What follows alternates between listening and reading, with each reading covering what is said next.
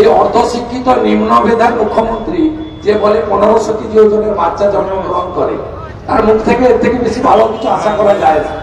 বাঁকুড়ার খাতড়াতে এবার রাজ্যের মুখ্যমন্ত্রী মমতা বন্দ্যোপাধ্যায়কে কটাক্ষ করলেন শুভেন্দু অধিকারী।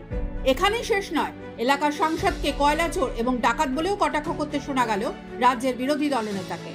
আরিয়াদহ প্রসঙ্গে শুভেন্দু অধিকারী বলেন, রাজ্যের মুখ্যমন্ত্রী অর্ধশিক্ষিত, নিম্ন মেধার। বাঁকুড়ার একটি সভা থেকে একের পর এক আক্রমণ শুভেন্দু। কি বলেছেন তিনি শুনুন। দ্বিতীয় অপরাধ কয়লা চক্রবর্তী, চোর একটা সাংসদ হয়েছে এখানে, ডাকাত, 1 নম্বর ডাকাত। তাকে এবারে ওই বুথ পঙ্কু বিহারী মাহাতোর বুথ হারিয়েছে, ওখানে বিজেপি এগিয়ে আছে, ডক্টর সুভাষ সরকার বেশি ভোট পেয়েছে।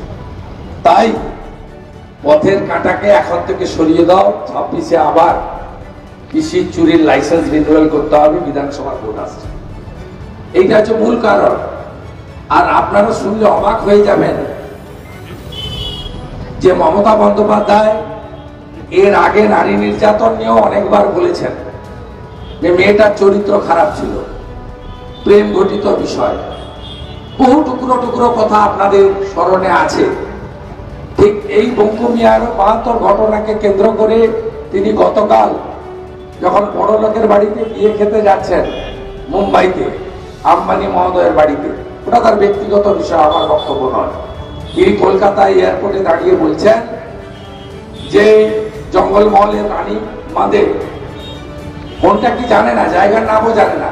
যেমন বলছে আড়িয়াদহ ব্যারাকপুর লোকসভার অন্তর্গত, আড়িয়াদহ তো কামারহাটি বিধানসভা, ওটা তো দমদম লোকসভা।